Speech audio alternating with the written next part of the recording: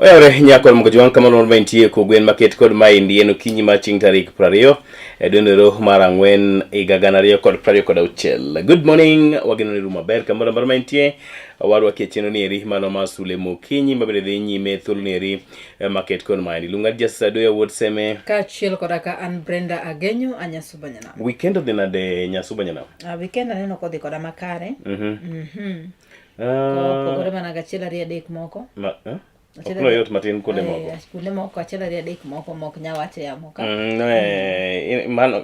Manyo kaka imanri kodgi. Yes. Apani mano ni kare mago be jabedoga mag piny buro loyo kaka ji wacho. An gimanya paro ni nabedo koda weekend ma is very busy sana on Saturday. Yes. Mane wadhi Obambo medical camp moro nitimo kanyo koda PS ten miga mochung' ne weche mag thieth. Kanyakla koda ten miga ma nyithindo mano PS Oluga koda PS Karina Geng. Okay. Yes, then within no time we're going to the sports ground Kisumu. Kama migosi jagoro ten miga mochung' ne weche mag arita kwe. Raymond Omolo. Migosi Raymond Omolo network koda jotend joboda boda mabende wuok e Kisumu County kwa jumla. Kithor mar wach en twak kodgi nikech awinjo ni gine ma kiwuoyo kodgi maber samoro weche mag arita nyalo dhi nyime. Nyalo bedo makare. Eyo makare. Yes. And then ibiro paro ni jatend obila nochiwo amuri ni pikipiki te maendo osemaki koro mondo mi ogol chiwo. Yes, mano maki odwokne wegi nikech awinjo ni kwanye mayuto gi wuok e Brenda to samoro ka indhi apiko go ekano to mano dhi mana nyime kod nyayo weche go eko mag njore.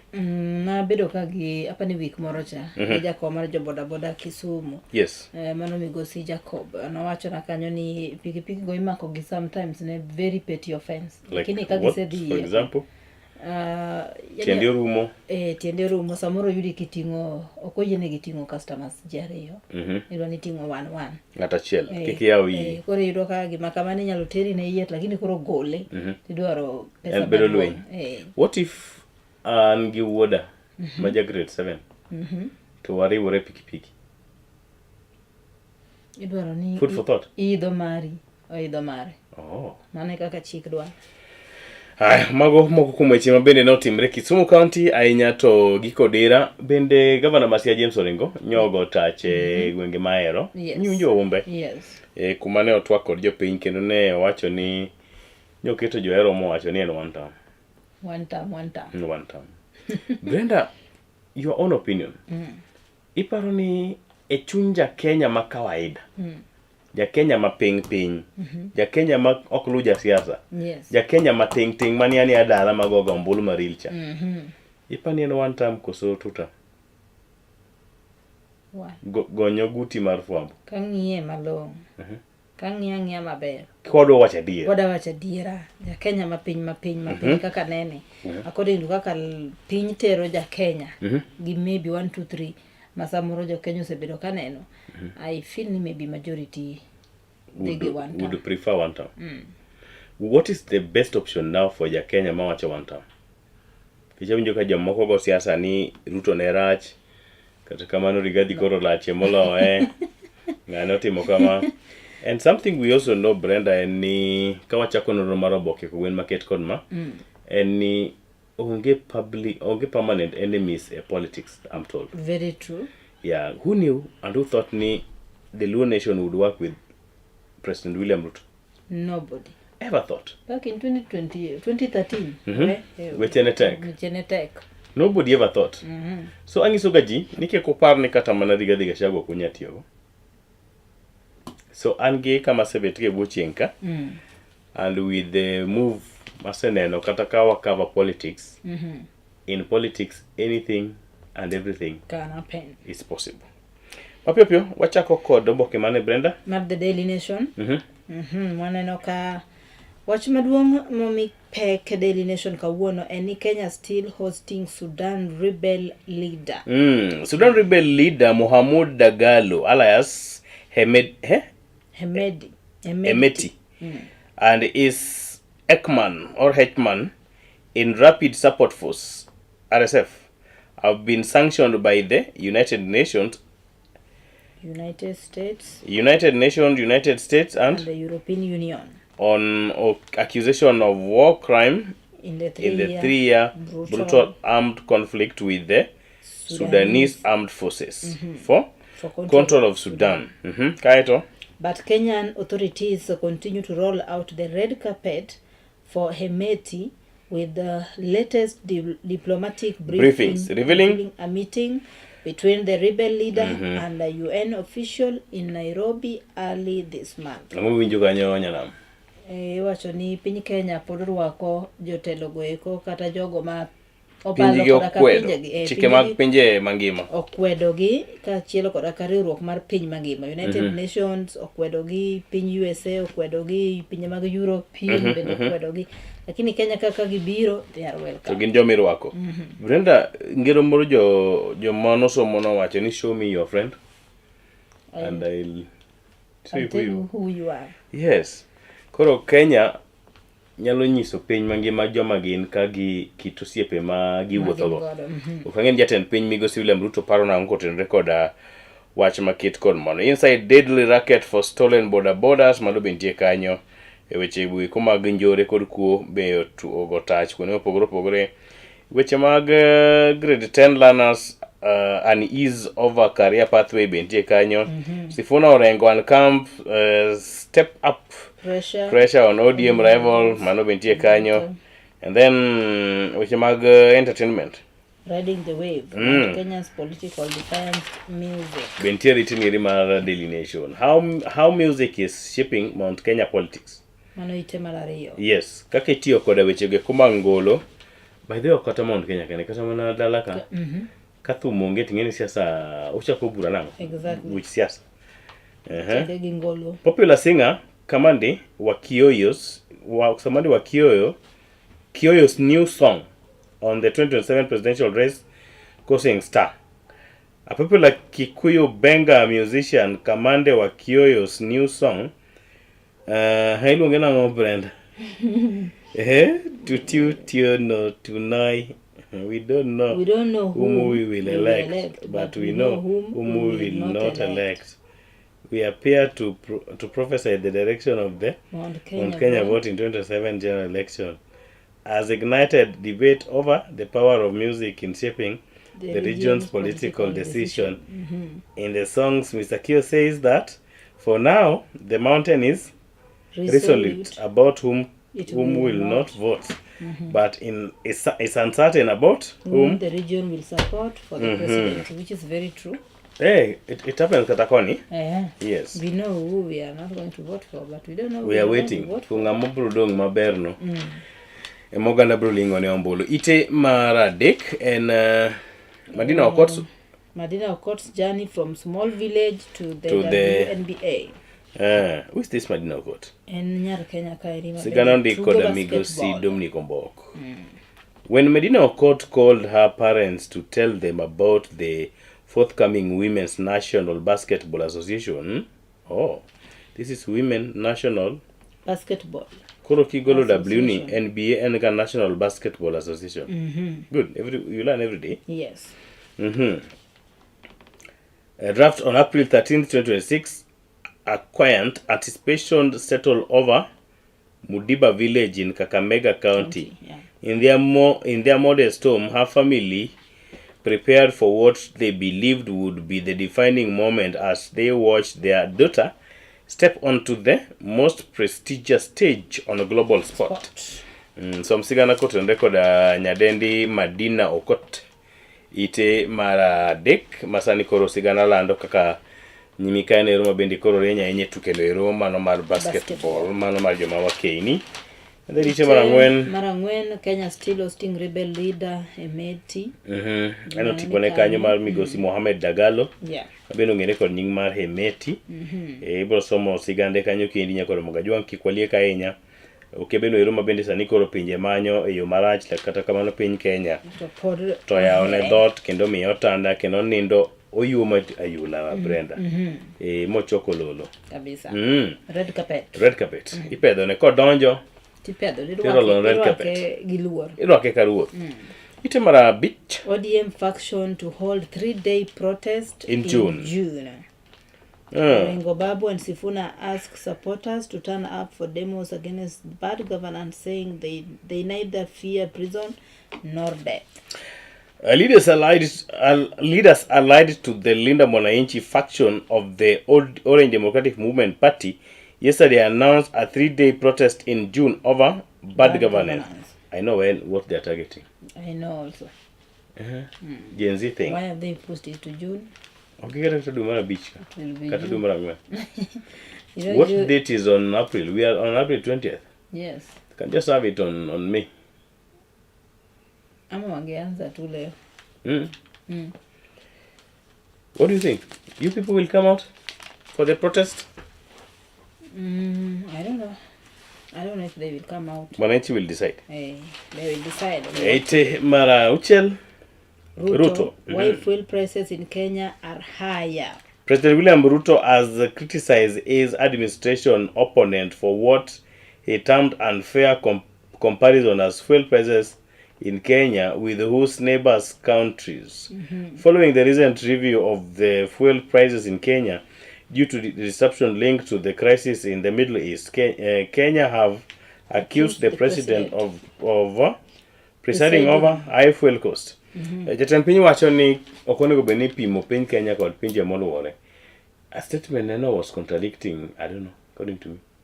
No wacho ni kik pim Kenya kod pinje moluore mogo gomba e weche mag dongruok. Kech piny Kenya en piny ma pok odongre ahinya, kata kamano okang' mogoyo emomiyo okale midhiero go. That's a big lie. Ni Kenya riandre, ing'e mar riandre.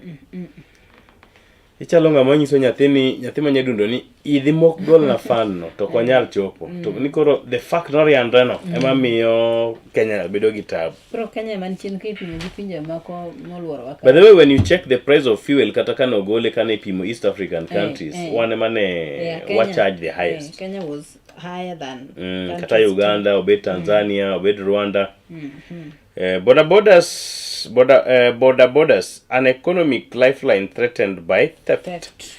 Second, jo border mabende kagitiyo tijigi mapile to imonjo gi kod jonjore kod jokuoe ni eite marabich.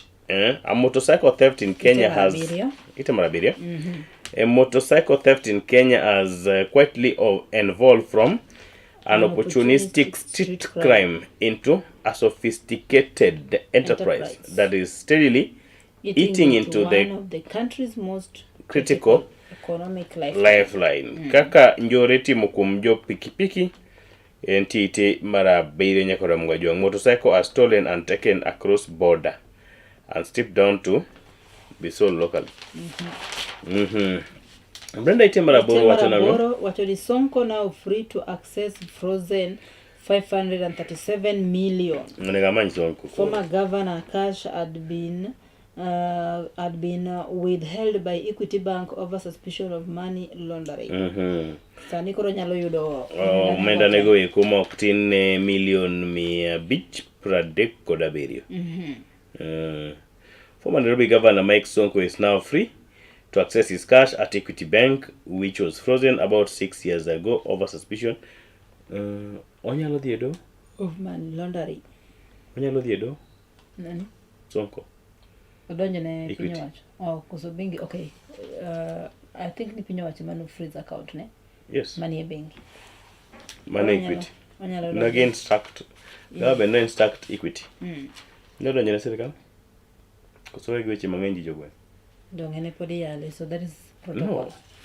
Mananchi. Oseyie mondo mi koro nya manyiso niya joma nodino nego fwenyo ni onge makosa manotimo. Ne fwenyo dong do bedo frozen. But it is a part of the process of nyaka no bed cleared. Kose dong kuro ketho nyinga. Kwa chich ni pesa ma in go ni. Ichich koda na to gi chich to kido ka. Pesa ma good. A good example. Ichich na jaku. To tim no yud kaler. Brenda tuwei. Nemo lendo ite bara video. Ite marapar. But only grade 10 learners struggle to settle on career pathways. Frequent subject changes disrupt learning as principals push for grade 9 shift to senior school. En bag ni nyakora mgajwang e kidego eko ma jo grade marapar donjo nodonjo skunde kendo ka gidhi nyime kod kit somo kata lai mag somo ma bende yende gikawo ka ang'o ma siko lokore? Everything change what ni tek manade ni the principles because dwaro ni grade 9 koro bed odwok gi malo gibed part of the gibed high school senior schools. I mean that is what they had cried about long time ago. Unions not amore nat noramo ni gin magi grade 9 obed domicile korgi kupet be ne dwaro ni grade 9 odhi high. Koro what are they giving us the reason? The government failed. Mane gima nyalo wacho. Koro nego bed ni gichiwo structure maber kaka gigi dhi bedo handle kaka nyithindo gi transition dhi bedo. Ere kama onego grade 9 obede, ere kama onego grade 10 obede. Ite mar 12 kod 13 ibro nyiero golo mar cartoon ng'ato blend ODM nyasache. Somebody is blending ODM. Who is this? Who be this blending ODM? Somebody is blending ODM. And you see? But you can see. Nanga morwako. Angalia nguo yake. Nia? Si amevaa nguo ya UDA. Yellow. Yeah, yellow ya UDA so, na logo ya UDA. By the ingeno ka ngeni madindi. Mano dende. So they are blending ODM, giseiko spoon, fork, then giseiko glasses. Dwa yumo ODA. Yuoma. Koro gazet ni tema wacho gima ne orengo wacho ni ODM noseusi kendo ichame sani tieke. Idwa madhe ka. Hey. Mano pacho somo kod pacho ndiko goro mar cartoon ite mar 10 kod 2 kod 10 kod 3 ite mar 10 kod 2 Brenda. Gin kanyo barupe matindo kachiel kod ka today in Esigana. April 20th 1992. Ang'o mano timore? Eliud Mahiu, who lost relatives in last Thursday's tragic plane crash in Kaloleni, Nairobi, condoles with the others who lost loved ones in the accident. The nominated MP, who was accompanied by family members, donated 55,000. On April 16th, a military plane crashed in the estate and killed all 46 people on board and 6 civilians on the ground. Pole. Wana sigana. But koni ite mbele kanyo mara 10 kod 5 Brenda gin mana Lendo. Now what I'm wondering is why are you on 12th page? Kaine 15th.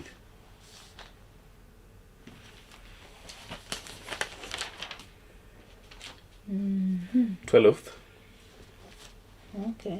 Kidok chien ile. So this is the typing error. 12th. Then this 13th. one should be 14th. This one should be 15th, eh? This should be 16th. And then 17th should be there come on. Okay, kako ndike ite mara 10 kod 6 wantie wechegi kuma county.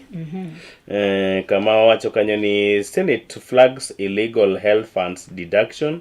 Baringo County. Baringo County law conflict with the regional FIF regulation MP says. Wechegi kuma Baringo County chome ite mara 10 kod 6.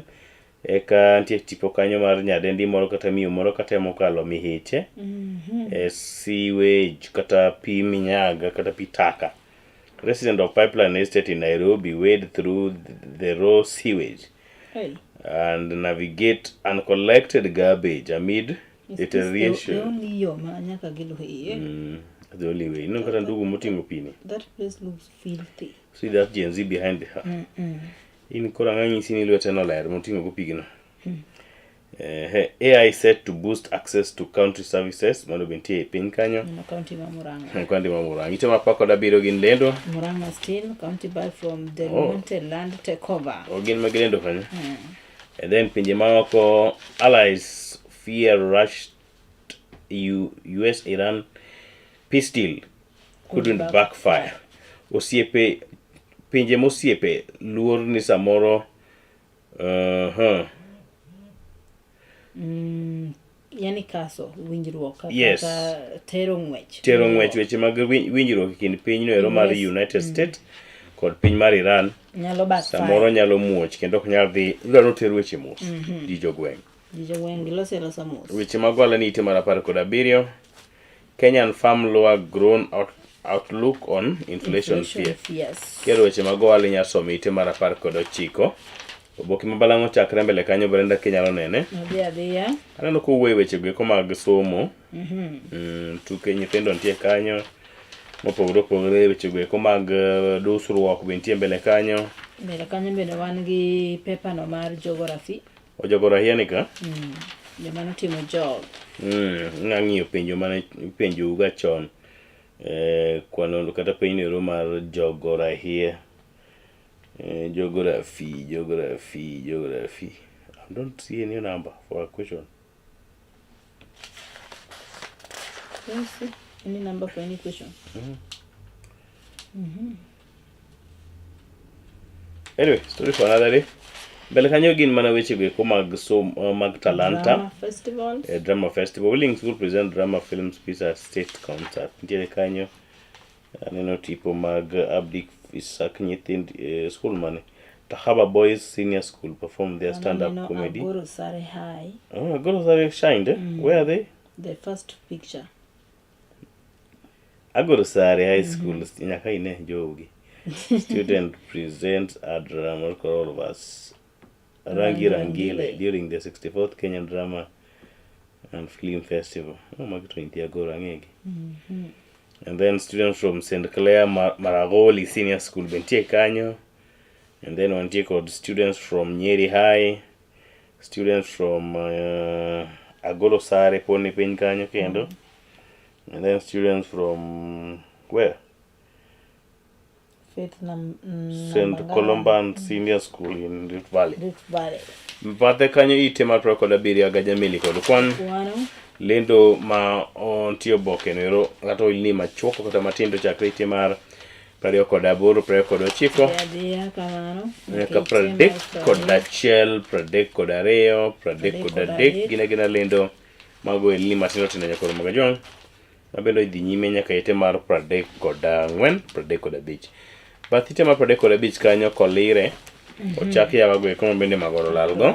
Intiere kanyo ka okolo mari mono migoye wangi. Gin nyaka ite pradek koda uchiel, pradek koda bich. Nyaka pradek koda bich. Rosemary Wanjiru Nguku. Ntie kanyo Michelle. Hilda Atieno Nyango. Game Isiolo Nyeri and Uganda.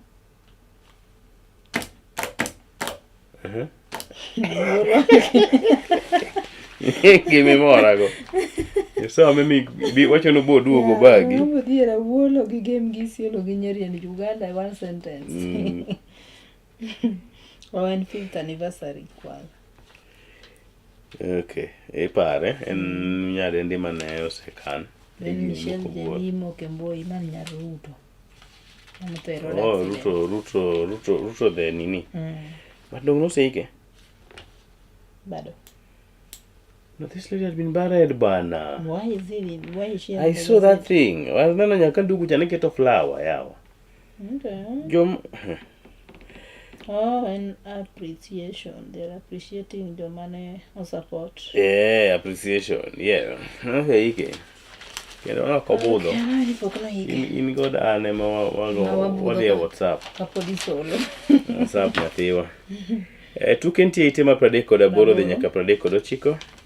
Anno kanyo all eyes on champions Lokedi Korir in Boston Marathon. Kothulu mari mondo mingi gima jo Kenya go kotimo. Then tie Kenyan Sharon Lokedi en piny kanyo. And then bathe kanyo ntiere Kenyan Shuja pick crucial point in fight for promotion. Kothulu mari mondo mi non katingili fort market kod man. Itimo gik nyakoro magajwang. Sports administrator Gohil elected cricket Kenyan boss. Cricket. Have you seen where cricket is played? Pokinen? Yes, Asenen. Me have not. Asenen. I think I even don't have interest in a movie. Because kalkanyo prario kodo chiko bangs achiel kogwen market kod mine waka oyo machok nyakoro magajong. Ka waduogo twang'iyo mago mabende nitiere oboke no ero mano mar the standard. Kapok wabedo kod twak kod tent skul nyiri ma Kisumu Girls. Nyaka itimo maber e drama. Iluongo ni Just Sadia would say me. Kachil kod kan Brenda Agenyo anyasuba nyanam.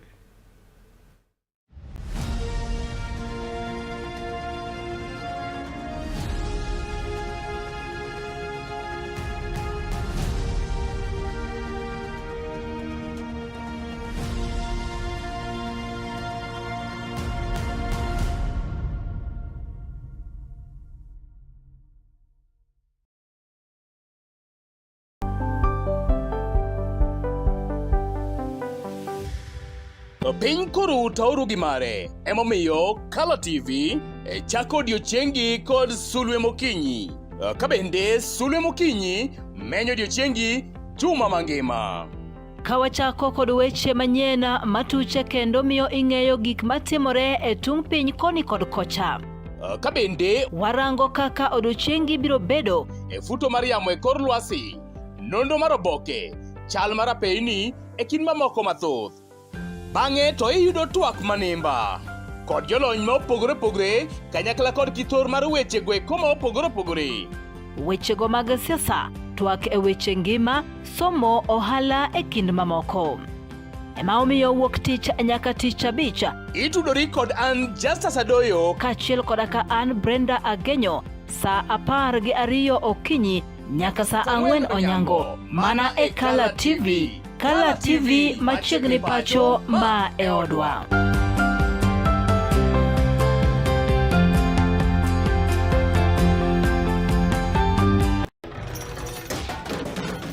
Tok bedo kod odiochieng' marabora e sikunde ka iduogo pacho, yud thuolo mar kweyo pachi kendo bedo gi mor e chenro mar Bang School. Chenro mar Bang School chakore saa 10:30 mamidhiambo nyaka saa 11 mamidhiambo. Kama inene katun mamori, ipuonjori weche mathoth, ibedo kod mor gi nyiero motimo Cathedral. Kik bai, Bang School, chenro manigi mor lilo ne nyithindo duto. Color TV, machiegni pacho ma e odwa.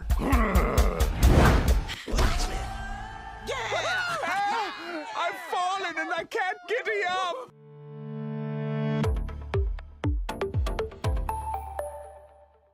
Kendo goyo nwasi boi kwatho donjo e kanisa nyaka jomihero koro pogore.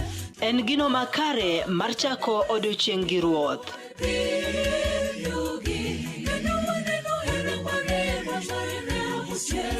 Ka igwedhori gi wendego mag pak masudi machiegni gi ruodhi.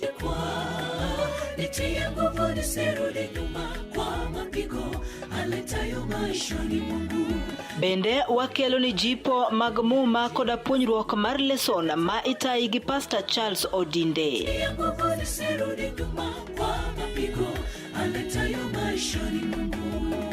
Riuri koda an Brenda Agenyo Nyasuba Nyanam e chenro mar Sabato maler ngeso ka ngeso chakre saa 12 mar okinyi nyaka saa 3 okinyi to mana e wang' jowi mar Color TV nikech ma e odwa.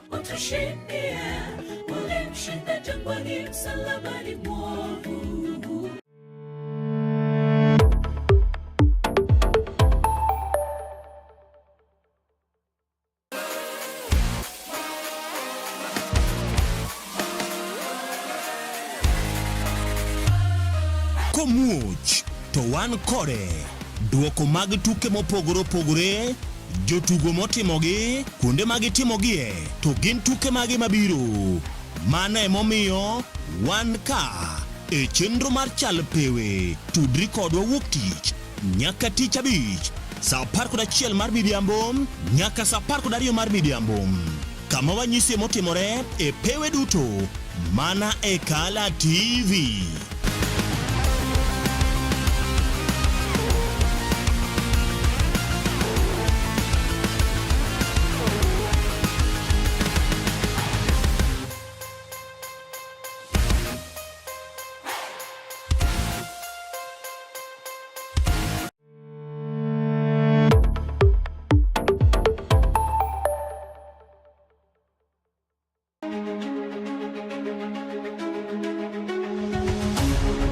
Odiochieng' kodiochieng' yamb siasa kudho ma opogore opogore ka jotelo riwore kod duond buche siasa kaachiel kod riwruoge mag siasa bende mopogore opogore. Kaka japiny be ing'eyo kaka yamb siasa ringo e pacho kaendi, to gin dongruoge mage mowinjo bedi ni iyudo kaka japiny, to bende gin jotelo mage ma ochung' malaro lemo ma opogore opogore mabiro ni chieng' tich ang'wen ka tich ang'wen kochakore saa 3:30 mar otieno ka ikelo ni koda Joash Odhiambo Mitula. Magi duto iyudo mana ka okalo e chendo nendo mar orindi mar siasa mana e Color TV.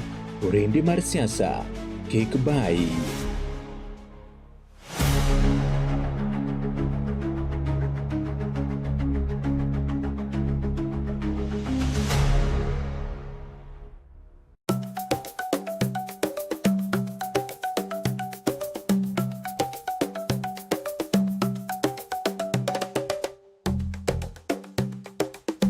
Be isegombo ng'eyo kit tedo chiemo ma opogore opogore, obed chiemo manyasani kata manyachon, machalo aliya, aluru, obambo, to kod mamoko mathoth. Machiegni tet manimba, chenro miyudo tiegruok mathoth e weche mag jikon. Waseso jikondi kod chiemo mamit mit mawuoyi kinang'o lith lweti. Kochakore crepes, cookies, ring abula, samosa molos e rang'iny mamalo man kod ndhadhu mamit miwuoro e kind chiemo mamoko mathoth. Arni wapuonji loso nyaka kit math mamoko mayom kaka cocktail kod smoothies matieko riyo. Kik bayi, tudi koda juma ka juma mondo wated kanyakla. Chieng' tich ang'wen, chakre saa 5:30 nyaka saa 6 mar odiechieng'. Tet manimba, duoko duto ne penjo mag jikondi.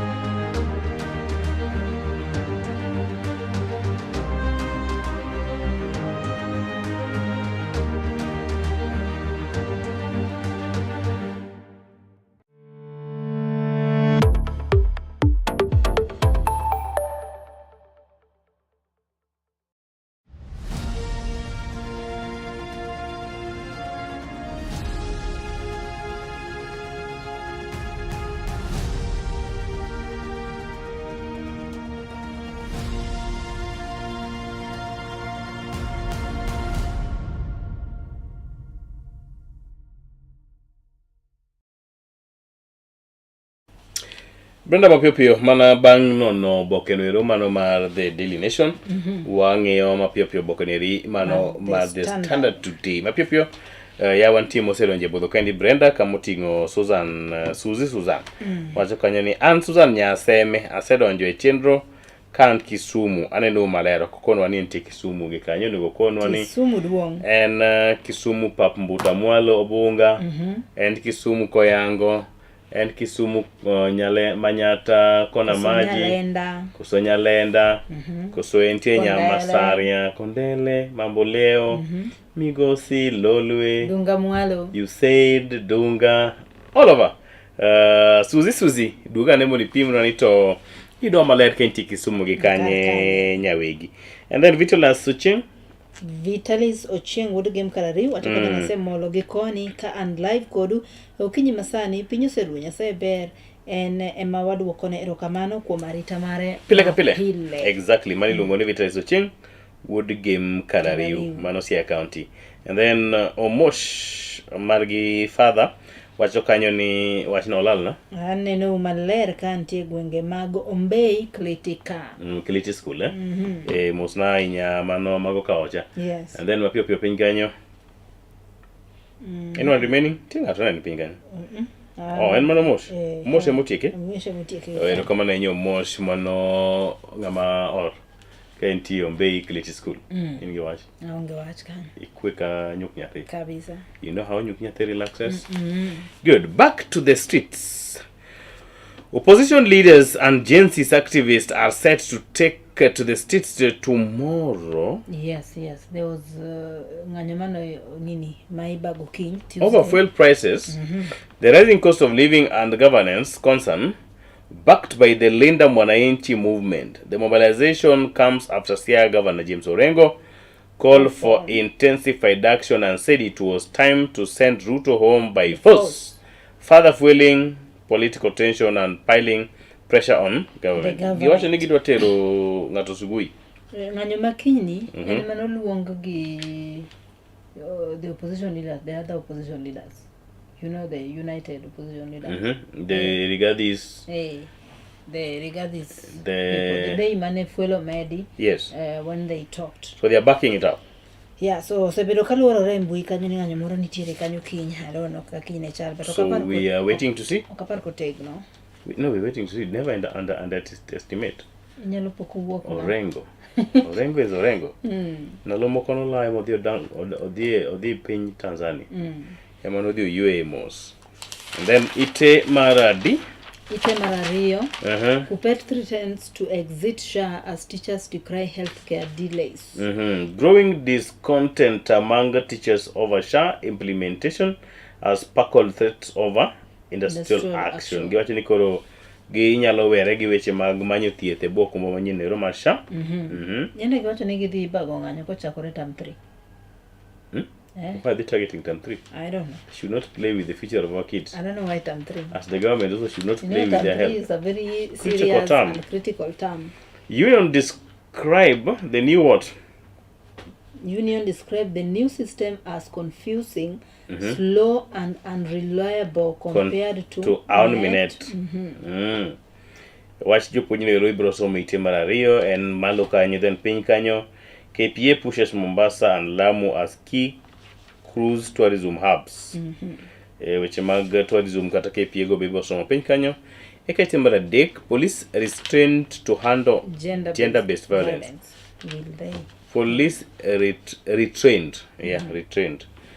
Giseyudo weche go mag tiegruok modhuro kotenre kaka gi handle kata gi mulo weche go motenre koda gender-based violence. What is that in the law?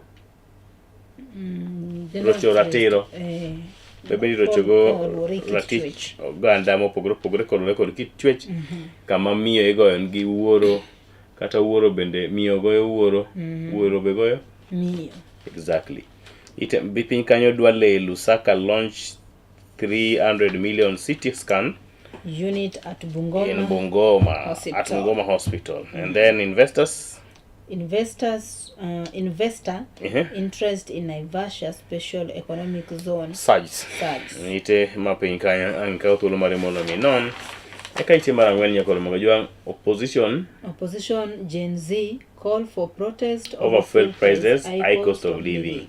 Kinyuari to neno. Ngeni gitimo ng'anyo no e kinde ma jo Azimio bende jo ODM mano mar Linda Ground bentie ni kod buch gi kawuono. Nandi clergy urge opposition to call off street protest. Oh, and give me serious. Yeah, it was very serious.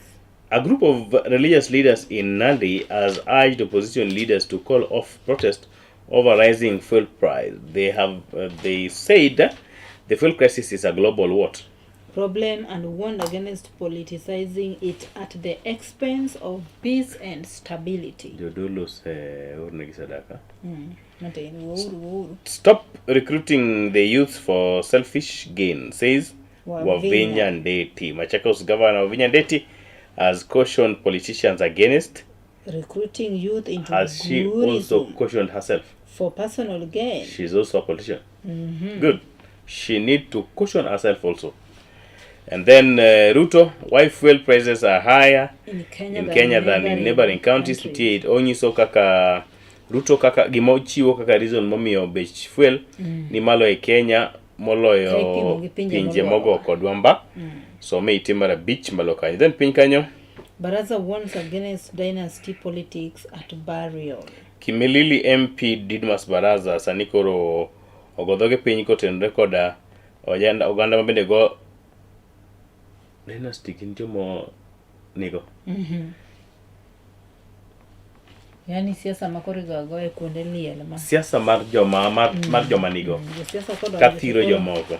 Liel lokore. Gidonjo gi geche madongo to ji oidho oluoro gechego to gidew kata joma oyudo lit. Itimore auchiel. UDA ODM war of words exposes fragility of 2027 pre-election pact. Okwang'e ni dhi bedo nade nyakoro Magajwang' kinde gi kima bende koro wedea makoni kod kocha. Iwinjo ka MCA moro ma Isa Sembo nowacho ni jogo siko mana ni tunataka respect. Wacho ni en nyaka iwinjo clip no dier. Ni en nyaka nochak bedo koda migosi Raila Odinga e wede mag siasa pok winjo ka migosi Odinga mako luongo jo media to wacho ni odwaro respect. Otemo wacho ni these people who are in ODM leader ground are automatically not respected up to including their chair, their Jacom. Mondo migilung media to just say ni gidwaro respect. Anyway, tunataka respect. I don't know gima gidwaro nai. What are they? Gin kango. Kama gote Gionge power to gionge respect. Itamara video and swearing in of 9 Somali IALA delegates sparks legal challenges. Which ma ni it's easy do kata ichamo mamag jotelo go kuma bene donje duol no mar East Africa Legislation Assembly. Yes. Ka bende koro weche mag chike mokontie mana chando gi somano itamara video. And then ngawa Savula votes to sue opposition over fuel import allegations. Mano deputy governor ma Kakamega Migosi Savula. Sani koro yathoche ni nyako dhi e do kendo donji ne jo opposition kuom timo Kuom weche go mane giwacho fuel scandal. Piny kanyo Indian lendo itamara boro. Teachers sellouts, union chiefs face revolt over cozy ties with state. Chega koro gichiemo gi jiko madongo dongo. Jotend union. And this thing was competitive. Education Educators frustration mount over unresolved welfare issues, with union accused of weak advocacy, perceived links to government, promotion stall, medical cover falters, and confidence in collective bargaining continues to decline. Aneno tipo mar Migosi Oyu, jagoro mar NAT.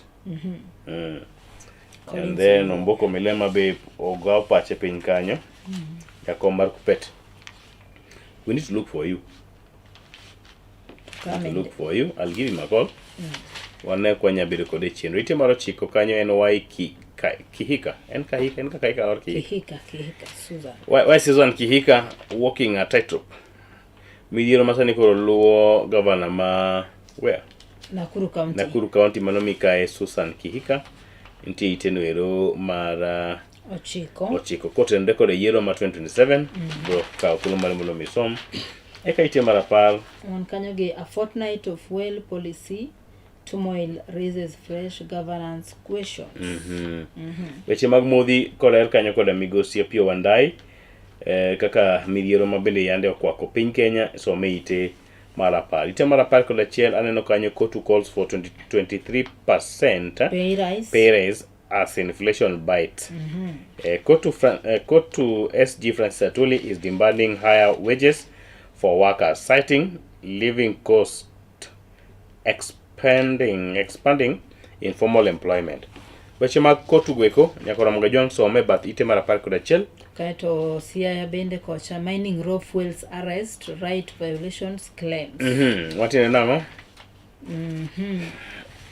Wach yuarruok madhi nyime ka midhiero mar weche go koma kunyo mula. Kunyo mula. Correct. Ndiye kanyo kaka gichando oganda jo Kenya gwenge go koma Siaya. Ikaw thuolo mari mondo mi som kata iyud report market call mano. Eka piny kanyo gin weche go koma ntiere Kiambu. Limuru communities led the way in Kenyan 15 billion tree planting drive. Ikaw thuolo mari mondo mi non report market call. Mapio kwati ko boke ka podo bed kod twak kod achiel kuom jopuonje skul nyiri ma Kisumu Gulf Brenda from Itemara kod Ariyo. Yes, mapio goro mar cartoon. I love this job. My DCI boss. Yes. What's another tijeno? Mana piny Kenya. And then the question for today, do you support mandatory inspection of cars? Mandatory inspection of geche biusiro nyakolo mga jwang ikaw kuno mari mulo mingi report makiko mapio bok mabalango chakre kanyo pa josomo kod pa jondiko alaka nyaka imbele kanyo rot ruin neglect senate uncovers decay in Baringo health service e counties wa tiembele kanyo den boke mabalang magen weche go koma thieth bende ntiere ite mara par koda biro Brenda. Itemara para koda biriyo. A Kamba community sues British over colonial atrocities. Land theft. Mungu ni kama nini? Regulator routes for medics mental health policy ntie kanyo. Meru County. Kericho Speaker Mutai says imposter grabbed Squatters plot. and then Malokanyo. Relief for Naivasha farmers as roaming buffalo relocated. Waringa pio nyaka ite mara par kod ochiko. Turning trash to wealth, youth and women group reap from waste. Manonti ite mara par kod ochiko. Yes. And then Shimago alanti ite mara prario ko tulu mari mondo mingi. And then ite mara prario kod achiel gin weche go eko mag lendo. Prario kod ariyo weche motimre pinje maoko. Iran shut street Of Hormuz. Hamas. Of Iran shut Strait of Hamas dares Trump to lift blockade of its port. Itema prayer kod adek benda gin lendo mag ute famo kod keyo. Agaja mili kod kwanti ite mar prario kod ang'wen ka uthulo mondo minginya kod mugajwang. Eka ite mar prario kod abich gin oil ni matindo. Oningo nyaka prario kod auchiel, prario kod abiriyo, prario kod aboro. Tuke ochakre ite mar prario kod chiko Brenda. Kenya Stars ready to conquer Boston Marathon once again. Ka uthulo mari mondo mingi weche maket kod mano. Ite mar pradek benu gin mana weche mag tuke. Why Shujaa must reach quarters in Valladolid and Botex Sevens. Ni terminology mag sports. Ulinzi Warrior shoots down Umoja as Equity Bank Damas its most. And then Junior Starlets shift focus to date with the noise neighbors Uganda. And then Mogik Gor Mahia failed to capitalize on Ingwe slips after Bandari draw. Ikanyibe machopugo enonro marobo kanya kod mogajwangu gokinyi maket kod ma aneno ka odong daka chiko to bedo kod wendo. Waka yo machok nya kod mogajwang kwa duogo to bedo kod top kod wendo. Lunga dia sadoya wotseme. Kachil kora kan Brenda Genyo anyasubanyana.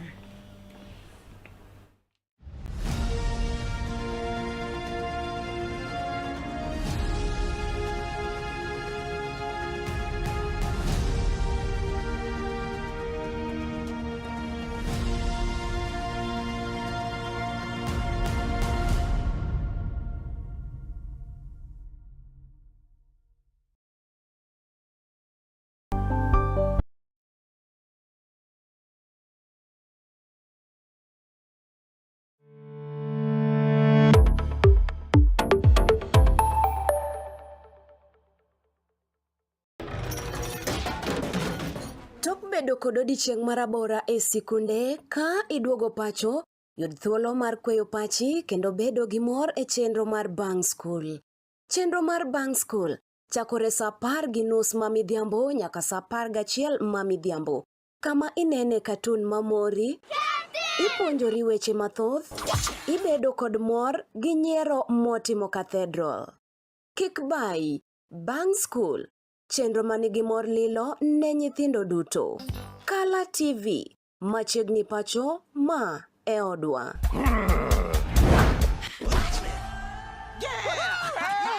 I've fallen and I can't get up.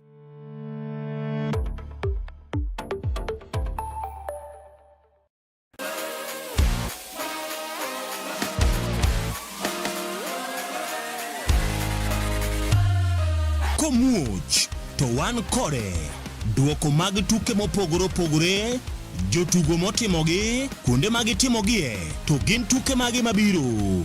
Mano emomiyo wan ka e chenro mar chal pewe. Tudri kodwa wuok tich nyaka tich abich sa 11 mar midhiambo nyaka sa 12 mar midhiambo. Kama wanyisi motimore e pewe duto mana e Kala TV.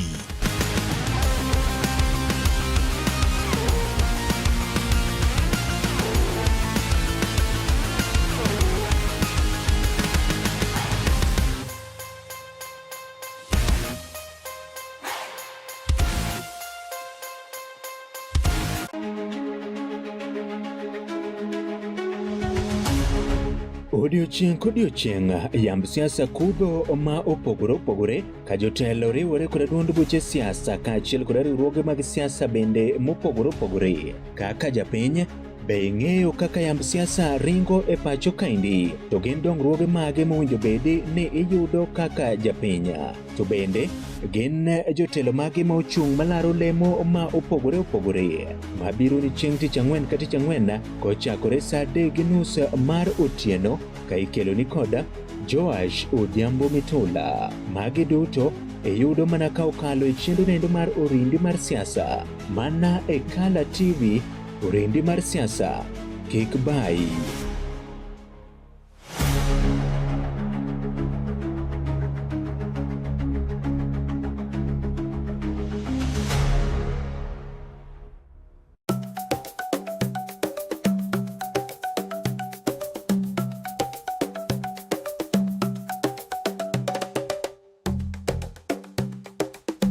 Be isegombo ng'eyo kit tedo chiemo ma opogore opogore, obed chiemo manyasani kata manyachon, machalo aliya, aluru, obambo, to kod mamoko mathoth. Machiegni tet manimba, chenro miyudo tiegruok mathoth e weche mag jikon. Waseso jikondi kod chiemo mamit mit mawiki nang'o lith lweti. Kochakore crepes, cookies, ring abula, samosa molose rang'iny mamalo man kod ndhadhu mamit miwuoro e kind chiemo mamoko mathoth. Arni wapuonji loso nyaka kit math mamoko mayom kaka cocktail kod smoothies matieko riyo. Kik bai, tudi koda juma ka juma mondo wated kanyakla. Chieng' tich ang'wen, chakre sa 5:30 nyaka sa 6 mar odiechieng'. Tet manimba, duoko duto ne penjo mag jikondi.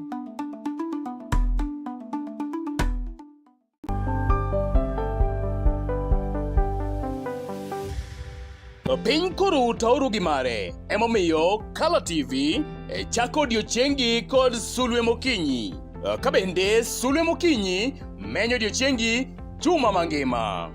Ka wachako kod weche manyien matuche kendo miyo ing'eyo gik matimore e tung' piny koni kod kocha. Ka bende warango kaka odiochiengi biro bedo e futo mar yamo e kor lwasi, nonro mar oboke, chal mar apeyni e kind mamoko mathoth. Bang'e to iyudo twak manimba kod jolony ma opogore opogore kanyakla kod kithor mar weche gweko ma opogore opogore. Wechego mag siasa, twak e weche ngima, somo, ohala e kind mamoko. Ema omiyo wuok tich nyaka tich abich itudori kod an Justus Adoyo kaachiel koda ka an Brenda Agenyo sa 12 okinyi nyaka sa 4 onyango mana e Kala TV. Kala TV machiegni pacho ma e odwa.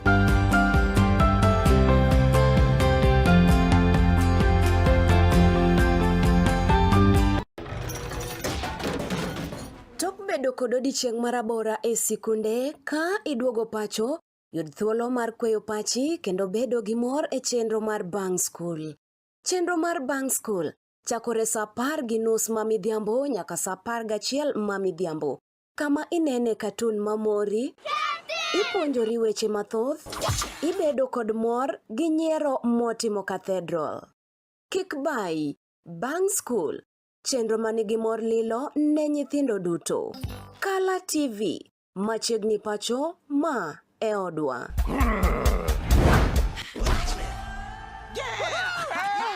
I've fallen and I can't get up.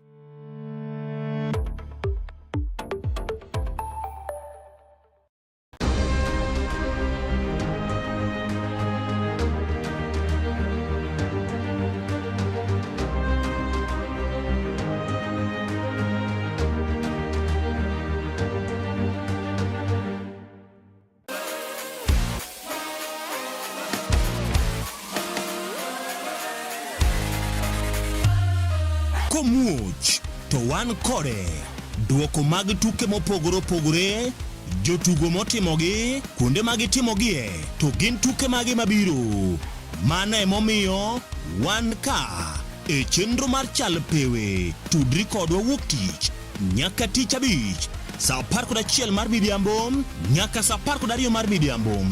Kama wanyisi motimore e pewe duto mana e Kala TV.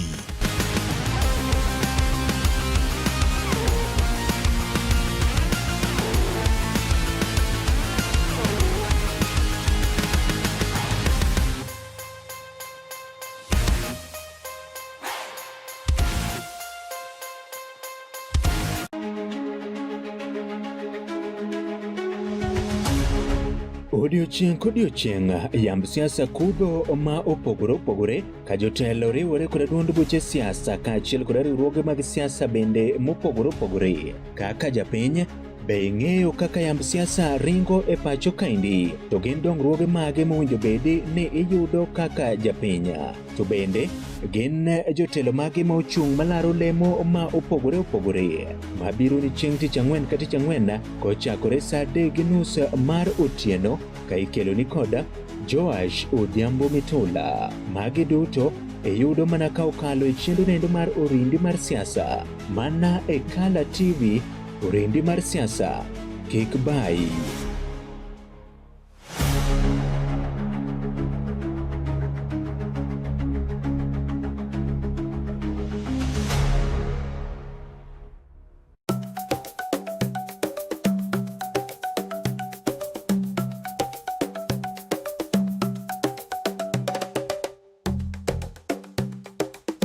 Be isegombo ng'eyo kit tedo chiemo ma opogore opogore, obed chiemo manyasani kata manyachon, machalo aliya, aluru, obambo, to kod mamoko mathoth. Machiegni tet manimba, chenro miyudo tiegruok mathoth e weche mag jikon. Waseso jikondi kod chiemo mamit mit maweki nang'o lith lweti. Kochakore crips, cookies, ring abula, samosa molose rang'iny mamalo man kod ndhadhu mamit miwuoro e kind chiemo mamoko mathoth.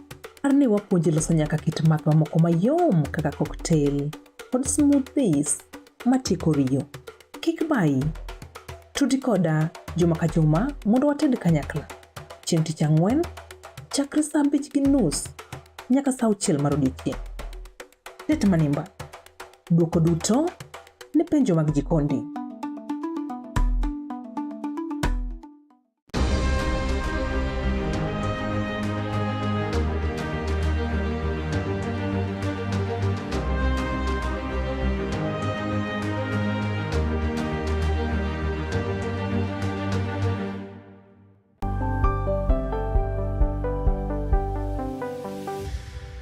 Piny koro tauru gi mare, emomiyo Kala TV chako odiochiengi kod Sulwe Mokinyi. Ka bende Sulwe Mokinyi menyo odiochiengi juma mangima. Ka wachako kod weche manyien matuche kendo miyo ing'eyo gik matimore e tung piny koni kod kocha. Ka bende Warango kaka odiochiengi biro bedo e futo mar yamo e kor lwasi, nondo mar oboke, chal mar apeyni e kind mamoko mathoth. Bang'e to iyudo twak manimba kod jolony ma opogore opogore kanyakla kod kithor mar weche gweko ma opogore opogore. wechego mag siasa, twak e weche ngima, somo, ohala e kind mamoko. Ema omiyo wuok tich nyaka tich abich Itudori kod an Justus Adoyo kaachiel koda ka an Brenda Agenyo saa 12 okinyi nyaka saa 4 onyango mana e Kala TV. Kala TV machiegni pacho ma e odwa.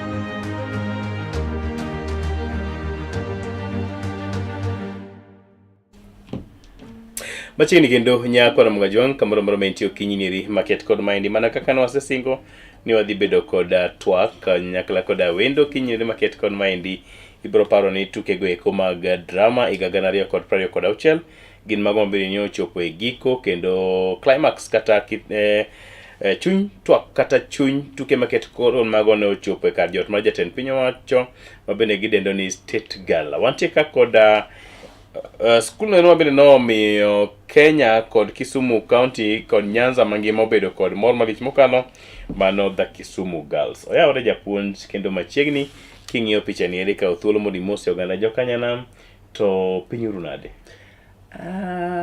Amoso ma otegno jokanyanam. Pinyoru maber Justus. Erokamano. Chakno gi nyingegi to miwa nondi machuok to ne yudri Kisumu Girls nade? Ani luonga ni Florence Owino. Ajapuonj, apuonjo English and literature as a subject. Okay. Na yudra nade Kisumu Are you Girls. English teacher or a teacher of English? A teacher of English, Okay, English and literature in English. English no But wapuonjre. English teacher en ambiguous, eh? Oh. Inyalo wacho I'm an English teacher or I'm a teacher of English. But duto gibeya. Giduto gin the same meaning. Okay. Yes. Good. Now, how you found yourself at Kisumu Girls? How?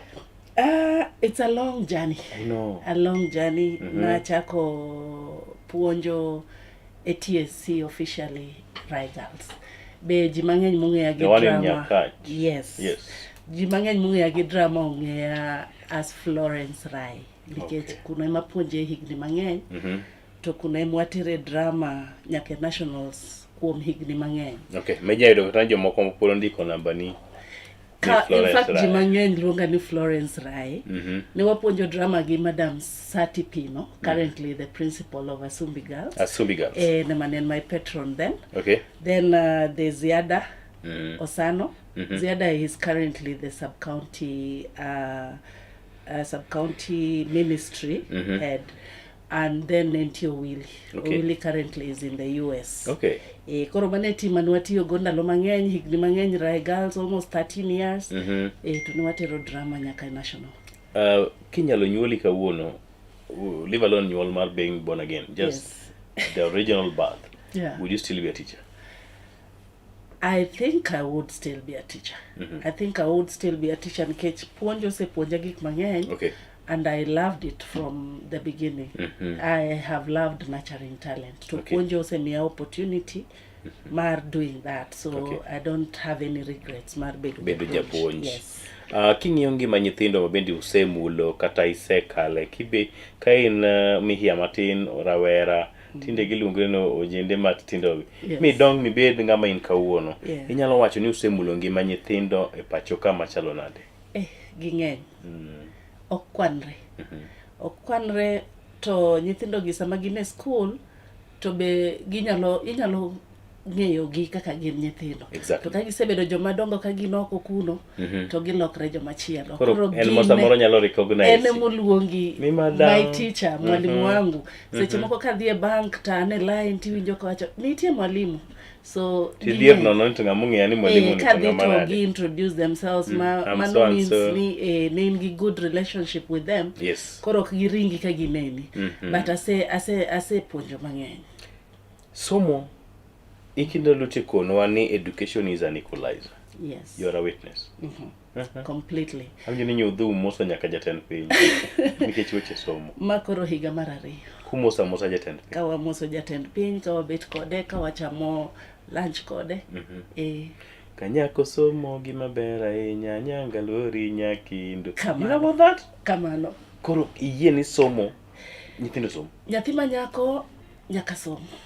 Nyathi manyako en ng'ama nigi paro mang'eny. Makimedo negi somo to onyalo dhi mabor. Okay. Koro nyathi manyako nyaka yiene osom nikech kosomo to gero piny te. Okay. Yes. Wacho ni when you teach a lady, you touch a soul forever. And that's a community. Yes, you teach a community. Obro rito jo kama otede, obro rito jo dala gi be kamano.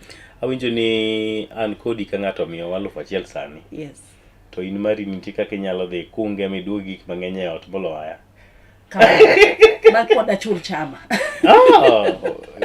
Ladies kata women, I don't know how unique you people are. Ma chul chama. Ni miyo wakodi 1,000 barom kendo mana machal. Manyien michieme. Mano. Ng'ama nyako ng'ama manore. Ng'ama tereng'eny ahinya. Kamano. Should be respected. Yes. Give us a brief. 2025. Yes. In fact, funny enough, kanye pokuduogo kwa Nairobi, bure ka bwana, bure ka meja. Yes. Wabiro watimo nu sigana about that drama thing. To kadonjo ot gotieno mawae buchu Kisumu Girls. To my Facebook account reminded me, on a day like this, you did something in Kisumu Girls. And I'm like, wow. So this timetable ran machal. It is the main activity mar term 1. Yes. Drama. In fact, term 1, nyithinda gi jaoda ong'eyo ni and I'm not available. Anachope ot sa uchiel saboro. Kata jirende ga seche moko wuoro to mama machopo mana ot saboro ni. To waga kanye to japuonj. Nikech ipuonjo nyaka saa kawaida jopuonj donje ot sapar gachiel gi chiemo mar sapa. An seche ko kore ka bet pinya rito mondo nyithindo ae prep. Yes. Mondo chak training. Koro en calendar maranga at the same time in term 1. In term 1. Yes. 2025 weche ne chal kod unade. Drama Festival. Ne un kod Kisumu Girls. No iko items adi to nuchopo uchiedho ngonade. Wachagi 2025. 2025 ne wan gi items ariyo. Lakini items gi be ne ok dawach ni diwach no qualify. Direct, iluongo direct qualification, entry, direct entry. Asebedo ga gi challenges mang'eny kawa piny nikech iyudo ka in gi item ma in iwuon ing'e ni ber. I've trained drama for years. But ka judges golo results une position 3 ing'en mano ichal ng'ama oket e bridge kama tineno chal guok motwene kama tineno ringo ni mbele kachacha. So you're wondering, should I jump over? Should I jump over or should I leave it? Koro for 2 years, last year ne okitwa number 3. Dance one and dance maber the cage. Aero dances market Nyanza. Yes. Market our culture as a Luo. Koro ne wan gi dance moro kanyo the cage. New methods of fishing. Nyathi the school to somo mbui. There's a lot of digital incorporation in syllabus. To somo new methods of fishing. To opuonjo wuongi mong'eyo mana old methods. Wuongi ne timo old method of fishing. Koro ne ok giyud chiemo moromo. Koro kech ne ng'eny. Koro nyathini ko yudo opportunity mo dhi school o yudo access to computers o timo research mo yudo. Mo puonjo wuongi. Mo wuongi koro timo good. It's a very beautiful piece. Statement, yes. Koro na feel ni yawa gini dhi donge region ka. So you say this need to go and teach our people. Yes. Koro ne wan gi 2 items. Ne wan gi Solovas. To ne wan gi what did you call on it? Is it ni ntiere achiel ariyo adek matimre ga ka koso ena luck wasn't on your end? Ok dawachi nikech seche moko kinyal ng'eyo. Be seche ma ine bench no nikech I'm also an adjudicator. Gik moko timre ma in be kia maybe kose timre bang'e kiwacho karano kwaneno gichacha maber. Koro en ga ok en gimi nyalo wacho ni ng'ato make mistake to be chance be kiyudo en mana kaka jaringo. Kiyudo chance moro ni the next level you give more, you do more, you give it weight. Yes. Koro no request last year. And request. Request means ni komi ko yeni ni perform. So the school takes care of. So in drama 2025 they were picking position 1 and position 2. For dance gimane late just as ni for dance position 1 and 2 emadi ne one position 3. For Solovas position 1 emadi ne one position 2. So I did a request for the 2. Yes. Koro kana wadi national they qualified both. They qualified for request. Yeah, both. Koro gi what is the challenge you're having now? They programmed us. Yes. Koro ne wadhi. That is 2025. Ne gine timre Nakuru. Fortunately, or I don't know whether I would call it fate, the 2 items no bedo number 1 each. Nentie the dance no bedo number 1, the Solovas be no bedo number 1. Koro no waduogo ka wan gi 2 items. Osigo mane mutingo kinde ma koro the tuke market kodma. Kakamane. Like when I'm told when you're going on free ticket, the government takes charge. Well, not really. On free ticket, maybe mokwongo. Team more qualified direct entry. Yes. Like Koro dance. Number chiel gi number reyo. Bedo sponsored gi government. That's what I meant, free ticket. To Koro ki timo request me first of all request then gingi yoka I achieve the marks mano nego bedni. Migi reason momi request. Yes, and then the marks mine ga 78%. Request ni on a terminology mwangiyogo, is it what you're calling an appeal? It is not an appeal. Really. No. Actually, the letter is normally very humble. Yes. We are requesting, we have accepted results. First of all, Nyaki accept you as they were released. Then now, Okay, keto lweny kod jang'ad bura. Mano ng'ado bura. Ino kidhao. Ino se mi namba dekno. Ng'ami konyo bolore. Ibolori mi bed mos mamuol. Mimi gi thuolo kengo ni we wanono. Koro I request I say accept na bedo namba dek. Koro I request ni mi a chance monda perform o kata ni compete perform a national platform. Iso no ketie system. Oketie system. Koro koseketi kanyo ema nyaki accept be barua kani ibro take care of nyithindo. Ibro pidhogi, ibro chulo village kama gininde. The school will take care of. Imagine kuwuok koro wadhi Nairobi, wadhi Nyeri for instance. Yes. Wan gi bus mar Kisumu Girls. Wan gi nyithindo 35. Jopuonje wan go 3. Kama gidhi ninde en wi Kisumu Girls. Gima gidhi chamo en wi Kisumu Girls. Kata mafuta materi kuno en wi Kisumu Girls. Yes. Weche magarita magote un mung'eyo. In fact Nakuru ne nyithindo bedo kata matuo. To you are the ones responsible. Yes. In kanyo as a private entity and mana ni qualify to koro sirikal kawi. How was it kane uchako kane pok qualify? How was it? How was the feeling? Difficulty mage manokale e kinde mano dhi minyagone skund nyiri mar Kisumu Girls erokamano kuom yie no jolou kendo mako badu igano ero ma 2025. In a tech just as because never defend especially 2026 ni to nyocha okiot defending a title okiot. Mokwongo nitiere joman gi feeling ni I am so enlightened in terms of drama and therefore give feel ni ang'eyo ji and therefore give feel ni maybe imiaga. No, in short they are saying you are bribing your way. Yes. That is the feeling generally. What did you but bribe your just way? As I don't have money to do that. Kisumu Girls cannot find school. itself in such a situation. Mokwongo tero nyithindo. It's very expensive. This year nyocha wachulo 400 shillings per child a village. Pile mondo gichiem kende. To Nyeri chiemo be ok ber. So nyaki yud nidwa supplement chiemb nyithindo kata kidhi e venue kacha mondo giyud teko ma gidhi perform go nikech mamiel. To waruka gigine okiko. Environment be opogore. Nyathi ok nyal chamo mayieng koro every time asika gocho ne madam ya wa nyithindo gikech kayo gipuko chiemo orna megi kata mchele moro gi ringo mano en 150 moro ma extra. To madam was always ready to come through. Koro it is very expensive. Jopuonj be atinga dek anani ndo ko jopuonj ariyo maybe achiel survive a village ka gi nyithindo. I have a team of joma konya ma I'll maybe at this point call them trainers but gin joma nigi talent nikech just as mondicate such a piece a stage anyalo bedo gi script but monda yud wende authentic Luo songs monda yud instrumentation mo blend nikech an gi nyathi matugo kata bunde apar at the same time mondo nyatitini ne ywagi. One of the reasons momiyo dance ni anyalo wacho ni nyalo bedo no dong e region en nikech koth ne chwe kabisa Kisi to koth no goyo instruments. Koro sama nyathi ni tuge nikech en live playing onge sauti nyathi temo tugo nyatiti tok tugi. Bring us about 2026 so quickly. When did the journey begin?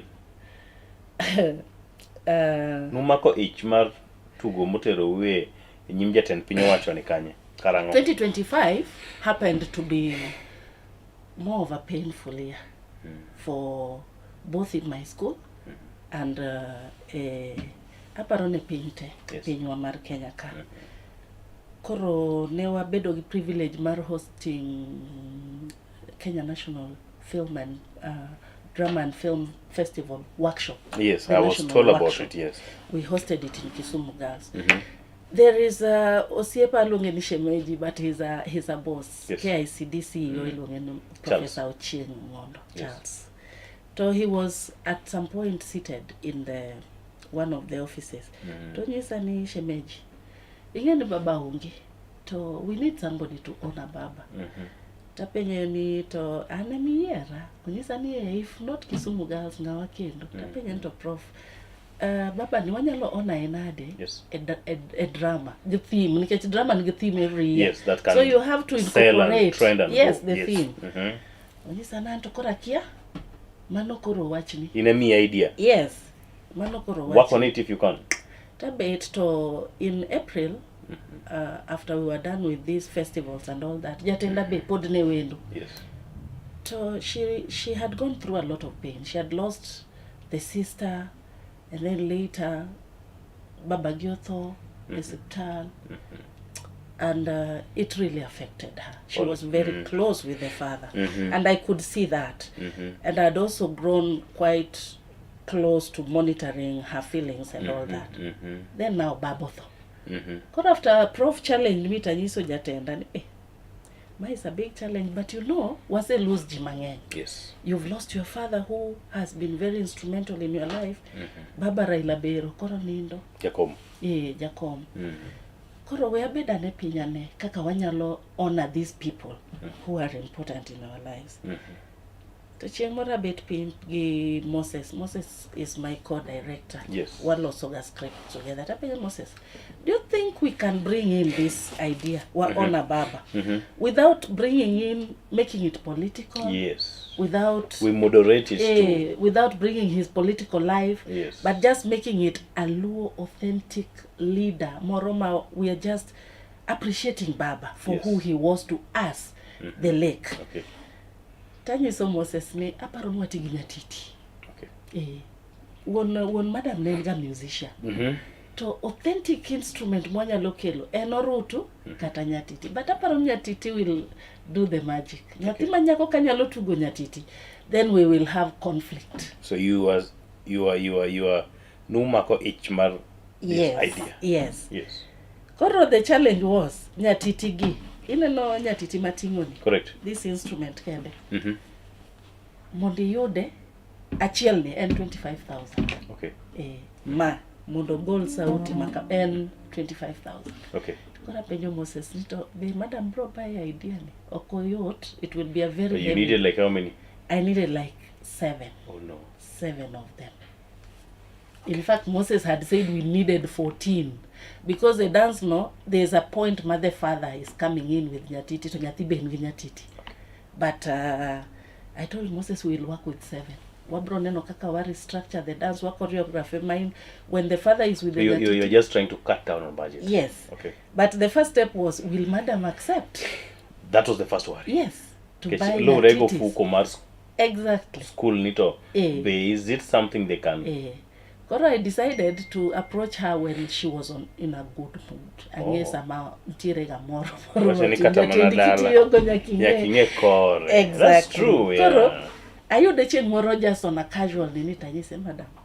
Gimwadwa kete stage to is a challenge, but I think komako to bromako. Ta explain it. Oparo wacho madam drama is expensive. Akia kata bro nyala ni se madam wawe ya mi budget ma Nyatiti mokwongo kwa sebedo gi Nyatiti ega koro wanyalo script. The lady She looked at the budget and said the other Lego idhi neka kiloso Nyatiti nikech Nyatiti gi loso Lego. You didn't find them around here? No. Okay. Nyatiti gi loso Lego somewhere inside boot barding. Okay. Yes. Koro o granta Tanyiso the gentleman will go ahead. Olo. So you guys had a source of somebody man you connect to? Yes, ngama loso nwaga drums. Is the same person manoloso koro Nyatiti gi. Okay. I have worked with him over the years. He's a culturally based in Siaya. Okay. Koro en moloso naga drums te. Koro na penja konyalo loso Nyatiti to yi. And then he embarked on it. And then after that, we sat down with Moses and started scripting. And I told him, this is going to be our main idea. Yes. And mondo wagole from political angle, wawe keloni, it is Baba and all that. Let us make this man an old man. Okay. A musician. So I took the symbol of my principal's father. Okay. I had met him before his death. Koro ene mwakete ni he's a musician, todwa pass legacy nemi. Otho Esiptal. Koro ngene of course Baba notho under the nini mar nyare mawini. Yes. Koro jaduong ni samatho otugo Nyatitini to o pass this legacy. Yes. To the daughter. Yes. Who has now interest nikech osepuonjo nyathini tugo nyatitini. Koro, and then we brought in these other tools manene, of course, were something identifiable with Baba. The hat here, what does it mean to you? This hat was just to honor Baba. So in the costuming of the male musician and the artist, we decided now to make it identifiable with the audience. And the orengo? The orengo is something that was also symbolic. Baba nebedo kode all the time. Almost all the time. But now all these three, we had them as symbols of power. But now our conflict was centered around Nyatiti nikech kane koro Nyaticho sekelo news of the death of the father. To the mother or receive this news, of course, dance waina noka, there's a lot of mourning when the news arrived, which was very identifiable with Baba. But the mother now, after receiving the symbols of father of power, decides, Nyatiti ni miowadu, nikech you are a girl. A girl should not play Nyatiti. But the brother has no interest. The girl child, emane wuon gi oweyo kose puonjo tugo Nyatiti ni. Koro, that is, we struggled with it, but... and how did you bring us something, how you went to region? Well? Region. We are still following this thing bit by bit. Ude Uoke sub-county. Well, Migingo, you were in the region or what? County. County was in Migingo. County. Migingo girls. Then region you went to? The region we went to Kisii. Nyabururu girls. Nyabururu girls. Yes. How was everything in Kisii? Kisii was tough, but I wouldn't say Kisii was tough. The toughest was the county festival. Why? County you just have a few schools that are not your equals. Funnily, just as this genre is very tough in Kisumu Central because wachake right from the sub-county with the St. Teresa's girls Kibwe, and I would call them our heaviest competitors. Always you do kaki 4 years back wadiga kodie nationals. Koro enga either determining which dance is number one, determining which one is better of the two, because eventually wadiga nationals. So sister is still there? Yes, sister is still there. She's sister my friend, is still there, and she's our treasurer at the sub-county. Yes. Yeah, so wachakuga matek kabisa. At the sub-county, this dance was position 1. The adjudicators saw the potential in it. At the county, there were other schools that tried. That's a good idea. Yes. Dance na, after this father dies, after Baba dies, tonikechen manoponyo nyathini tugo Nyatiti. Nyathini gets frustrated. Sama mama gi tame tugo gi mohero. Koro at some point he chose mag nyithindo manyiri. The money yen. So she gets so frustrated. At some point odhitwo mopi ma wiyo wil. Manindo kwanye tie yen. Koro wuongi comes back to give her the strength to continue. In form of a spirit. So Iudoka, this bringing in this spirit in this dance was a big challenge. In fact, that is one area Mabeke and Madam must spend a lot, because what one costume almost 4 times. What one tok donge, wagolo, what one tok donge, wagolo, until eventually we came up with the final, with the wings and all that.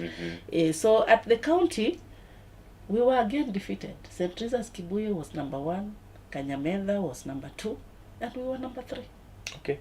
But at the county, number 3 qualifies for region. Then you went for the region. Then now we went for the region. Region was a walk in the park.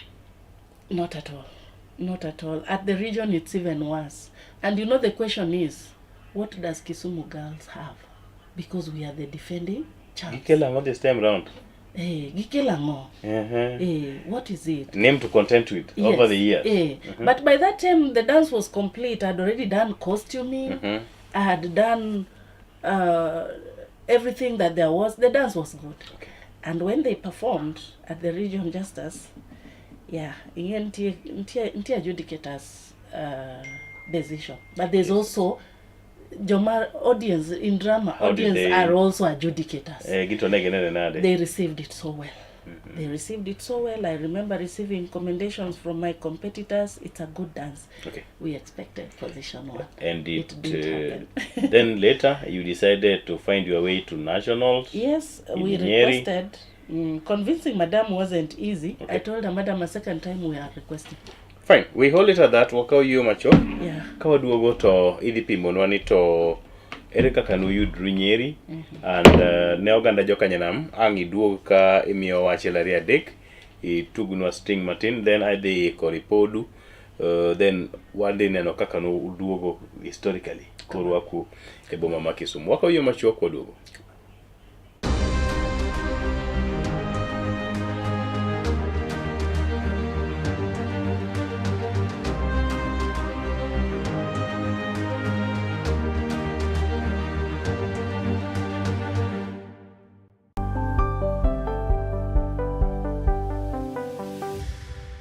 Piny koro tauru gi mare emomiyo Kala TV chako odiochiengi kod Sulwe Mokinyi. Ka bende Sulwe Mokinyi menyo odiochiengi juma mangima. Kawachako kod weche manyien matuche kendo miyo ing'eyo gik matimore e tung piny koni kod kocha. Ka bende warango kaka odiochiengi biro bedo e futo mar yamo e kor lwasi, nonro mar oboke, chal mar apeyni e kind mamoko mathoth. Bang'e to iyudo twak manimba kod jolony ma opogore opogore kanyakla kod kithor mar weche gweko ma opogore opogore. Wechego mag siasa, twak e weche ngima, somo, ohala e kind mamoko. Ema omiyo wuok tich nyaka tich abich itudori kod an Justus Adoyo kaachiel koda ka an Brenda Agenyo saa 12 okinyi nyaka saa 4 onyango mana e Kala TV. Kala TV machiegni pacho ma e odwa.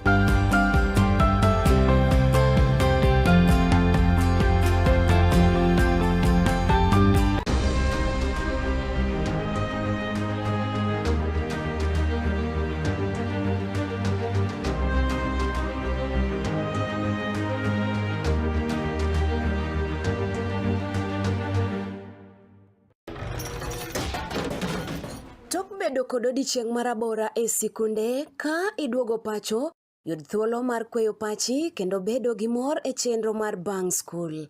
Chenro mar Bang School chakore saa 10:30 mamidhiambo nyaka saa 11 mamidhiambo. Kama inene katun mamori, ipuonjori weche mathoth, ibedo kod mor gi nyiero motimo Cathedral. Kik bai, Bang School, chenro manigi mor lilo ne nyithindo duto. Kala TV, machiegni pacho ma e odwa.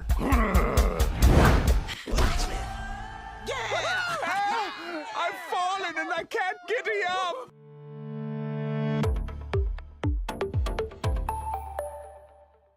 Kendo goyo lwasi boy kwatho donjo e kanisa nyaka jomihero koro pogore. En gino makare mar chako odiochieng' gi Ruoth.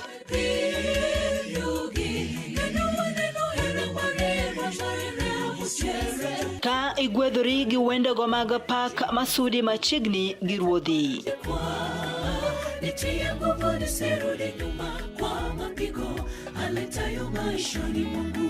Bende wakelo ni jipo mag muma koda puonjruok mar lesson ma itayi gi Pastor Charles Odinde.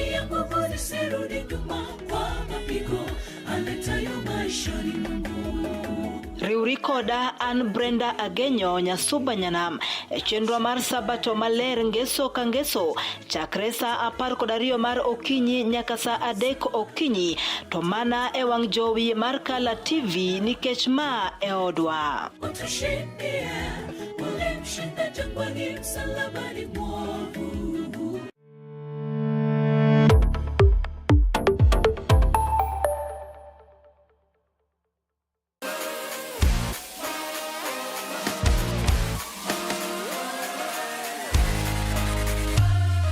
Komuoch to wan kode duoko mag tuke mopogore opogore, jotugo motimogi, kuonde magitimogie, to gin tuke magi mabiro.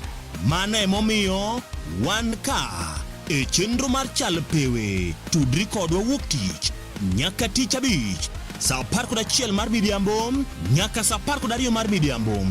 kama wanyisi motimore e pewe duto mana e Kala TV.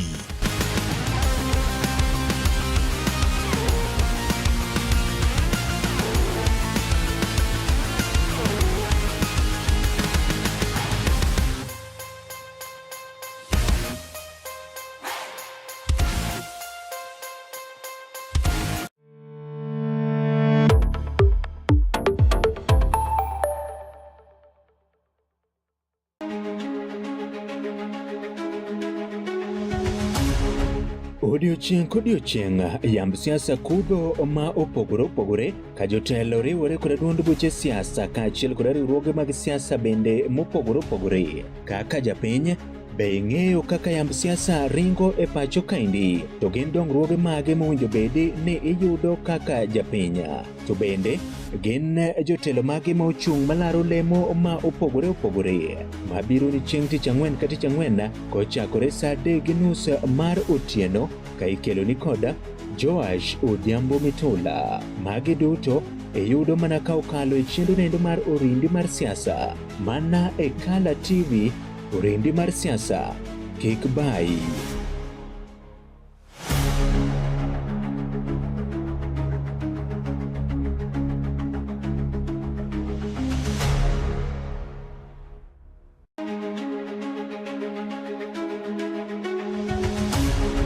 Odiochieng' kodiochieng' yamb siasa kudho ma opogore opogore ka jotelo riwore kod duond buche siasa kaachiel kod riwruoge mag siasa bende mopogore opogore. Kaka japiny, be ing'eyo kaka yamb siasa ringo e pacho kaendi? To gin dongruoge mage mowinjo bedi ni iyudo kaka japiny?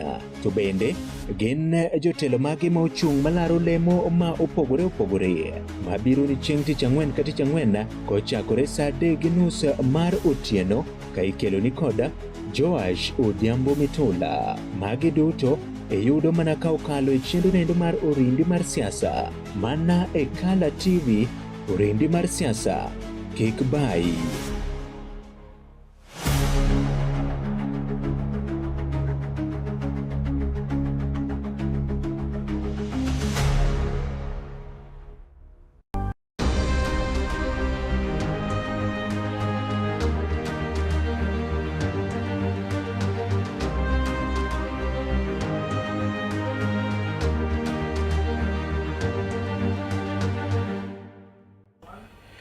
Machiegni kendo nyako Ramogi Jwang'e telo nieri mar adek kendo mogik kanyo nero mabende bang' ka oyueyo nero machok japuonj Florence pimonwa ni to noyudru nade e nationals. Koro useting'o siku uchopo e national, usechiedho kod madam Doreen kendo roko lwete ofuko motimo monyalo. Koro uchopo. How are the things? Well, Nyeri kawaida in a very cold place, and we were anticipating challenges, but gimane funny ni this time round Nyeri was very receptive. The weather was not harsh. It was cold, but not as harsh as Kisii weather. Yes.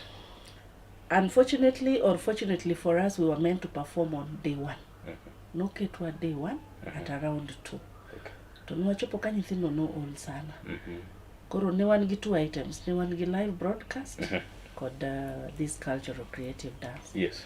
Koro natema we have a very friendly ES, ilongo Madam Janet Langat.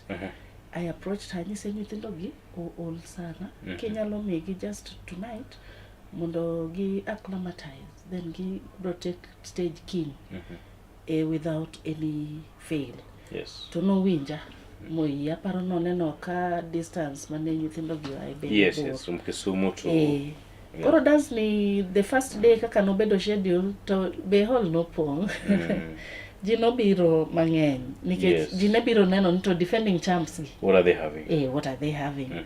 And gibiro e position 3 nade. Koro ji ne ng'eny, but kano wanyiso gi nwa perform kinyne pod ne giduogo. They showed up. They showed up. Koro live broadcast ne perform day 1, and then on day 2 at around 11 we were successful to perform. Okay. So that's why is entitled Juogi. Okay. juogi ing'e meaning mar juogi gi dholuo. Yes. Anyalo wacho ni juogi no nyithindo nenigo. Nodonjo. Nyithindo go were psyched. They were ready. And for the first time I looked at the costume and the energy mar nyithindo go. Nawinjo ka gidhi kalo. You said they did it last year? Yes. They're doing it this year? Yes, but you see, I didn't anticipate they would have the amount of oomph. And the juogi in it. And the juogi. I don't know where that juogi came from, but nyithindo go were just ready. Okay. To Carnegie donje stage, just as. Audience no nyisa negi yuak. Dance ni, and dance manyalo mi yuagi. Because we have a moment of that pain of receiving the report news of the demise death. of Jacom. Yes, and every time we choreographed this part, we thought of Baba. Okay. And every time we talked to the girls, we would tell them, this was Can you have a bit of it now? President. Yes. How was it? Ibana tunya titi. Yes, we go. And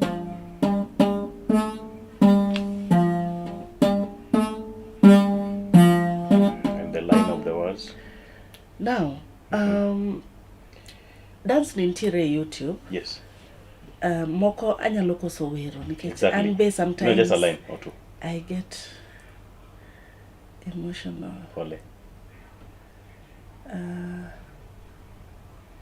Nitie kama nyathi miwacho sama baba gi pok otho. Yes.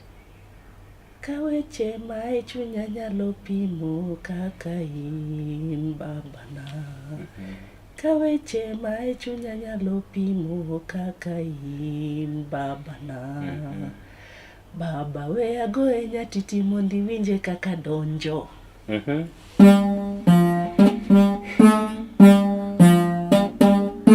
Baba we agoe nyatiti mondi winje kaka donjo.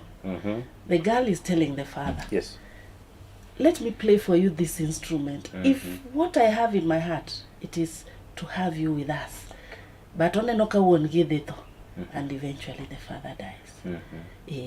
Another very painful moment and sama koro obiro okelo news ne mamane. To tingo nyatiti ni gi orengo gi kofia mar wuon gi. Okay. Yes. Mama aduogo and Baba is gone. Definitely by the time amin gineno nyatiti kende gi tools of power ongeni chwore is gone. But you still want to hear. Exactly what Winnie did. Yes. And the dance nigi part ma we actually just borrowed from what Winnie did. Kaka no chiwo kofia ni ne min gi. Momie with a lot of respect. Yes. Mano wan godo a dance no. It has been captured so well. And thereafter now we start to intensify the conflict. Nyathini feel ni nyatitini is the only memory men go mar wuon gi. But the mother tells her nyatiti ok tugi nyathindo manyiri. Nyatiti nyathi ma wuoyi ema mango. Ema tugo. Koro yes. Then you were number what in the national, and how did you find yourself to the gala? You went to the State House? Yes, we did. The dance remained the talk of the festival. Ingeni kuse perform kwanza ka perform day 2. Day 2 pod dances ng'eny. Mano could just be dance number 2. Yes, yes. Koro the moment it performed, you could feel the audience. You could feel people talk. Koro we were keen. Every dance ko biro to wacho mano waloyo. Mano waloyo. But of course, you don't know what to expect until on the day of the gala koro. Yes. To land ni, yes, one gala. And it was the only dance from senior school. Maneni gala. Yes. Ma in fact one manu adong. Koro nyisbe ose nyiswa ni donge unge ni une the only item. To be no I feel ni the intensity of this dance. Never feel ni jatelo maduong' e piny ne nyalo gombo mondo ne school mo ona mana osiep ne matek kamani. Yes. Koro we were very hopeful. Ne were prepare. Of course, kane wasedong gala koro school no obedo relieved of expenditure. Koro piny owacho kawa. Koro one team mar ministry. Congratulations. Thank you. Nyakon magajwang we wakao thuolo machuok wang'i kaka Kisumu Girls kind sikunde mamoko kamoting'o St Mary's Kibuye noduogo kod mahu malich mokalo e boma ma Kisumu. Achiel kachiel producer marwa weche ne chalo nade chieng' no godhiambo ka Kisumu Girls oduogo dala machiegni pacho. Kama e kaka weche ne chalo. Mana kaka higano ero mokalo 2025, higani eri mar 2026 bende ne okodong' chien, mor kod ilo koro ne okwako boma maduong' ma Kisumo bang' ka sikund nyiri ma Kisumu Girls ne duogo kendo kane giwuok e piem gweko mag drama kanyo bende ne giwuok e joloch. Kane gichopo pacho e boma maduong' ma Kisumo ne ok ginyal pando mor margi. Ka bende jowetegi ma bende wuok e sikul ero mano ma St Mary's Kibuye mano primary bende ne okodong' chien e loch maket kod mago. Mikael Dorin Juma en japuonj maduong' Kisumu Girls. It's not been easy. It started way back last year, towards the end, after we had lost Baba. And Madam told me like a joke that, you know, Madam, your father, having been a musician, and Baba is also lost, and they were very good friends. I want to coin something for our next year's cultural creative dance in memory of them. Japuonj maduong' no ero bende notiyo kod thuolo maket kod maendi e chiwo pochki pak ne nyithindego eko ka bende ne oyango ni ok ne en tich mayot. I'm so grateful to God. Madam has been so resilient. I want to congratulate the girls. They've spent time, nights practicing. And despite the disappointments, because right from the sub-county, it has not been an easy journey, but they never relented. They kept on. And because I also knew they were up to the game, I kept encouraging her. And I want to thank God. Our expenditure has not gone in vain. Kinego go japuonj maduong' e St Mary's Kibuye Primary School kono, Sister Mildred Opondo bende nodhi nyime kod nyiso mor mare kotenre kod loch mabende ne giyudo e piem gweko mag drama. This year we were again on it, and we had a number of items. Our main item was the play. We also had comedies. We had choral verse, and we had a solo verse for this young girl standing here. For the nationals, we reached with 2 items. That was the play and the solo verse. Kabende Sister Mildred benodhi nyime kod yango ling'any mag tukego eko mabende skundedo ero notime maber. The little girl did so well and was position 1 at the nationals. Our play also did very well. We were position 4. We got the adjudicators award. But the little girl managed to go to the gala, competed at the gala, and qualified for the State House concert. En gima noyangore ni kata obedo ni nyithindo maket kod mage kao kindegi malach e kinde mabende gitimo drama maket kod mage, kata kamano pod gitimo maber malich mokalo e bugegi. Our new curriculum is also encouraging exploration of talents and bringing them out. And it has been proved that those who do so well in co-curricular activities also perform in academics. Elo skul nyiri ma Kisumu Girls, nyathi mabende somo e skul no ero Rebecca Vuyanza bende onyiso mor margi kendo goyo erokamano malich mokalo kuom thuolo mabende ne giyudo mondo mi ne gichop nyaka State Gala. Defending this title was not hard, but we all thank the Almighty Deity for whatever He's done. And going to the state concert for the 2nd time in a row is something we can say it is an achievement. It has raised the school bar a time higher again, and we just thank God for all of this. And it was very grateful for me to stand before the President and MC once again before him, because it is a once-in-a-lifetime opportunity. And I thank God for all of this, and I also thank my teachers, our principal for the support she has given us, and the whole team for whatever we've done together. It's a success. Ne Kala TV kuke Kisumu County and Justice Adoyo. Pochi pak kendo ne Kisumu Girls kuom netio matek kendo miyo wawuotho ka koro wating'o giwa malo. Yes. Kendo jakomo ni dikwe. Wala moni jakomo ni dikwe.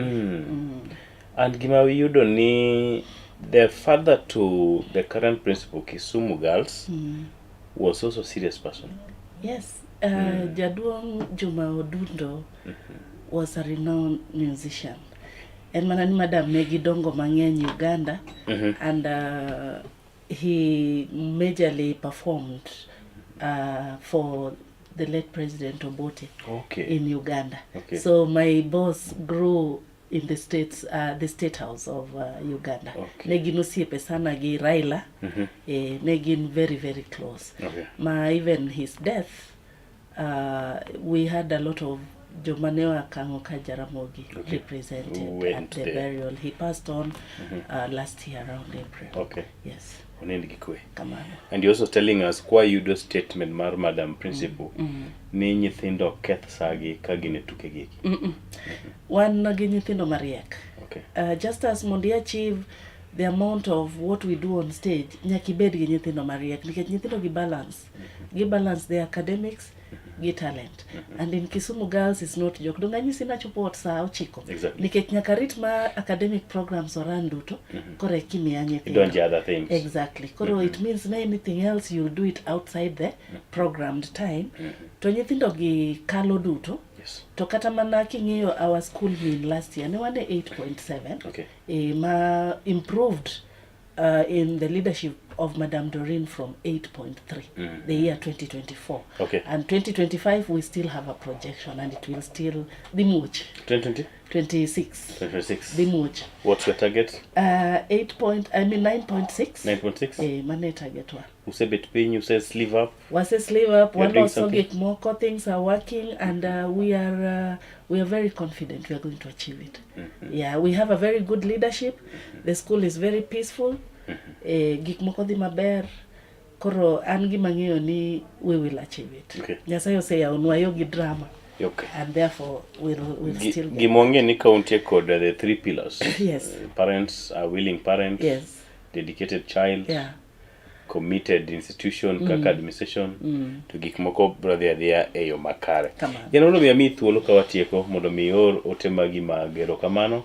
Ne ji duto mobedo sebedo kosiro kinalo duto. And we also think we are also part of your journey in a way or the other.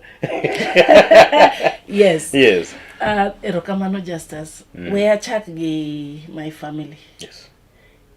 Tek mondo iyud family ma supportive. Ogonya thuolo. Ogonya thuolo. Owena thuolo mondo atini Kisumu Girls. Seche moko tek mopenja to Kisumu Girls ni, is it your home forever? But kong'iyo ni an be ahero gimatimo, to ibed ni ibede gi ng'ato mamor e ot. Exactly. Nyithinda, they are always understanding. Tam ni te pok aneno nyithindo. In fact, moro dhi yawo school on 25th ka onge nikech onego bed ni wadhi Mombasa gi jopuonj for some team building. Koro otek matin, but nyithinda understand ga. I want to thank them. I want to thank them so specially. Megan, Sasha, Megan is the firstborn. Erokamano uru for always understanding this. Allow me to thank the Kisumu Girls, parents, the community, the family te. Chakreki, our chief principal. Yes. Mamani is a strong pillar. Ochung motegno, kendo dwaro berne skundni. So she is supportive in every aspect. It is because of her that this team has reached where it is. The whole BOM team, PTA, jopuonj te, nyithindo, for their dedication. Nyithindo menyaka chiwre. Gi balance, just as. Seche moko riembo gi teachers on duty, kuro gi kocha, seche moko gi pocket assignments, gi punishments, but they have always been determined to make the name of the school up there. Just as we yena gone Kala TV erokamano maduong. This is a station mosechung kodwa matek motegno anytime ine mikwongo gocho na awinjo nudhi maber abia romnu koro erokamano Color TV for always covering Kisumu Girls. Kisumu Girls is a peaceful home and we thank you for always standing with us. Aparoni osiepete jonyanza duto the Kenya National Drama and Film Committee, National Committee, for giving us this chance to come and perform because we were able to prove that we are still the winners. Erokamano Jatend Piny for inviting us. Yes, for inviting us. It's very unfortunate no koneno dance manene ona osiepne, but pod walemo no nyalo yudo thuolo. A glimpse of it. Maybe through our loving governor Kisumu County, ka onyalo yudo thuolo mar neno dance ni. En dance mane wagombo sana ni mondo chopne. Lakini all is not lost. All is not lost. And not forgetting your good friend Ongondo. Yes, Prof. Olunga ni shemeji. Yes. En shemeji na Erokamano, Prof, for this idea. It was tough. You put it there and left it there. But meant here to watch it. In fact, on the day of performance. I hope I did it justice. Yes, I'm hoping to see you in the next step. So thank you so much, Prof, and everybody else who has walked this journey with us. Thank you. Erokamano nyenye kono mgajwang unwabedo usebedo kusiro chenro kendo siro skunde wapa kindalo duto wagonu ni erokamano ne wantie kod twak moyiedhi kod achiel kuom jopuonj sikunnyinero mano ma Kisumu Girls kanyono ero mana kaen mana ndalo machuok kata ok kata ndalo seche machuok bang' kane giseduogo ka gisebedo joloch piem goeko mag drama 2026 okeno otielo mokwongo ma bende giwuok e joloch maket kod mago nyalo paro ni higa mar 2025 bende ne giduogo kod kombe pacho kaendi ka bende ne gidhialo kendo ne giting'o nying Nyanza malo malich mokale weche gieki mag tuke. Wach kipak kendo Kisumu Girls kidok timos ma japuonj nyisi ni wan kanyakla kaka oganda kendo walamonu ni kata penj mabiro ni ubro mana wuoyo nyotengre Kenya sayo yie wawegi Kenya koro mgajwang Kenya sayo loso onyalo into nyalo no wachako rad kendo odiochieng' nero makiny mano chieng' Tuesday chenro go eko mamoko kata kamano ng'e ni Color TV to wantie kendo koro mokanyo saa 4 wadhi bedo kod chenro go eko mopogore opogore weche manyien saa 7 weche manyien saa 10 saa 1 kanyakla koda saa 3 otieno nieri maket kod mane iluonga Just Sadoyo awuot seme mato Color TV kendo duto wacho ni machiegni pacho maya odwa